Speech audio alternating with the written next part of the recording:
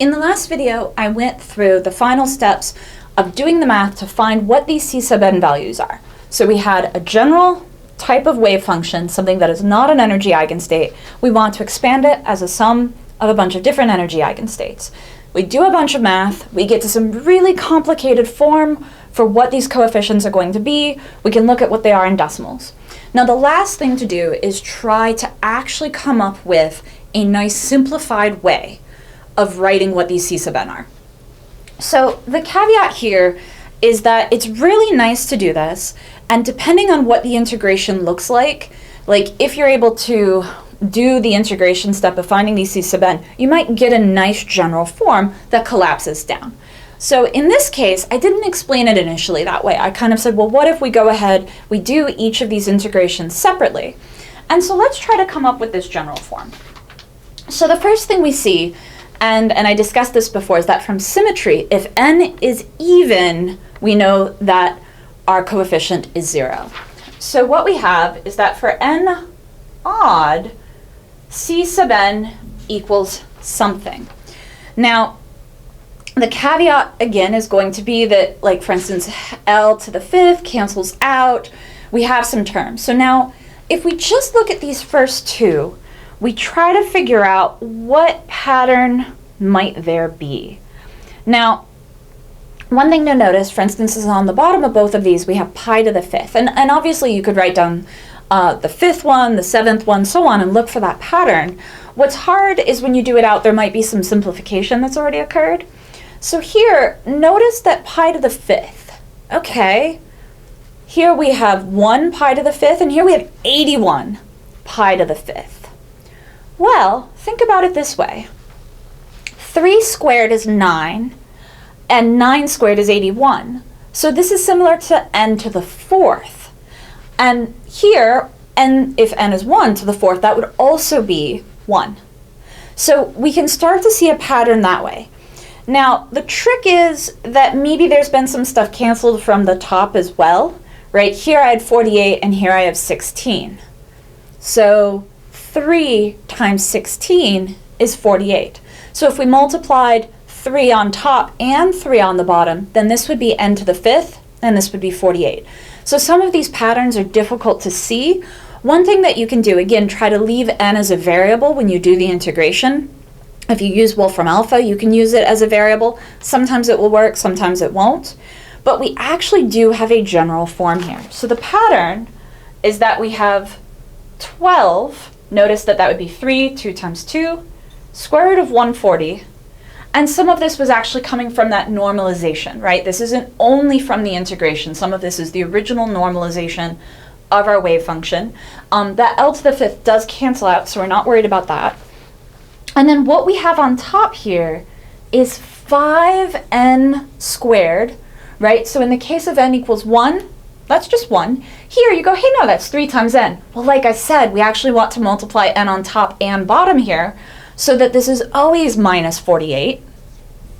And then on the bottom, we have n to the 5th, pi to the 5th. So again, we saw a hint of that there. And so that's what it is. Great. So this is a compact form that would allow you to predict what it is, and you can say, well, what is the behavior for n getting really large? Well, notice that I have n squared on the top and n to the 5th on the bottom.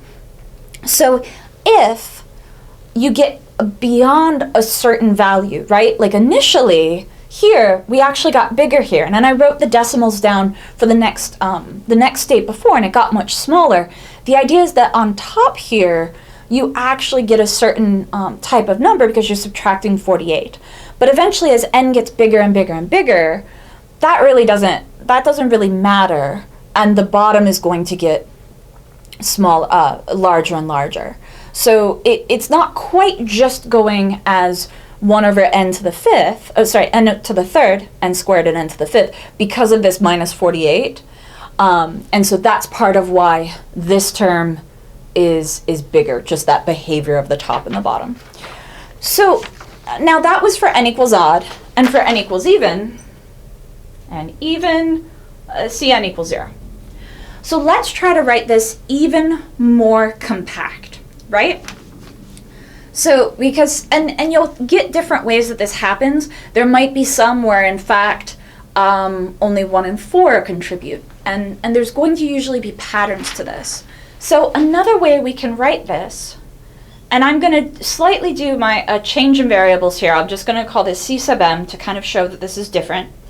I'm going to write this as C sub n. And now what we're going to say is we only want the odd ones, right? We only want on n. So one way of thinking about that is 2m plus 1.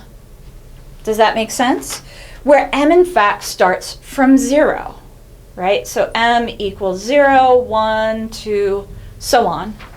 And now, by writing it this way, for m equals 0, n equals 1.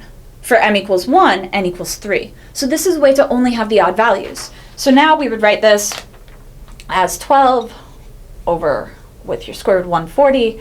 And then now it's 5, 2m plus 1 squared minus 48.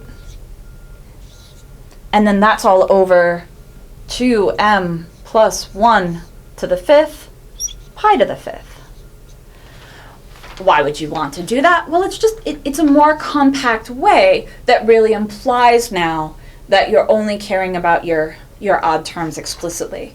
And so finally, and I don't have a lot of space, so let's see if this works or not. If we really want to collapse everything together, we can say, yeah, I don't know if I'm going to have enough space. We can say that our phi of x is now equal to the sum. Now notice this now needs to be m equals 0, right? So m equals 0 rather than n equals 1. And we're going to have c sub m, and instead of writing that down, I'll just be like, hey, it was over here.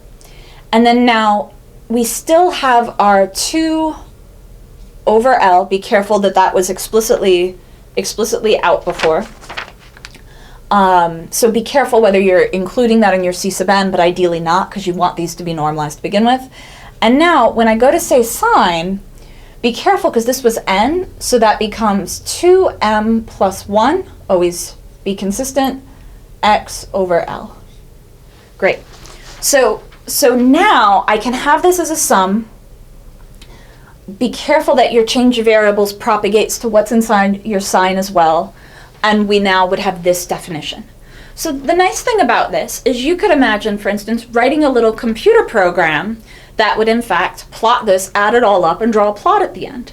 And it's actually a lot easier to start at m equals 0 and have every single m count rather than try to like skip around the way that we would be writing it this way.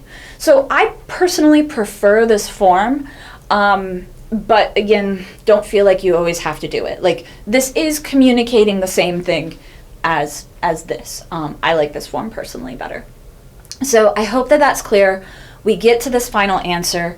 The nice thing about having it in a form like this is if I said, hey, what's the probability of measuring the 99th energy? So E sub 99. Well, we could use this form to really find what that is, rather than going through and saying, okay, I have to do that integration for each one individually. This exact analytical form is really nice for that. So I think at this point we're done with this problem. We'll go on to talk about time evolution and some other work, but obviously this is a really long process to try to do this, and I didn't even do out the integration explicitly on the board for you. So notice that these are really long involved problems. They're not going to be short and trivial.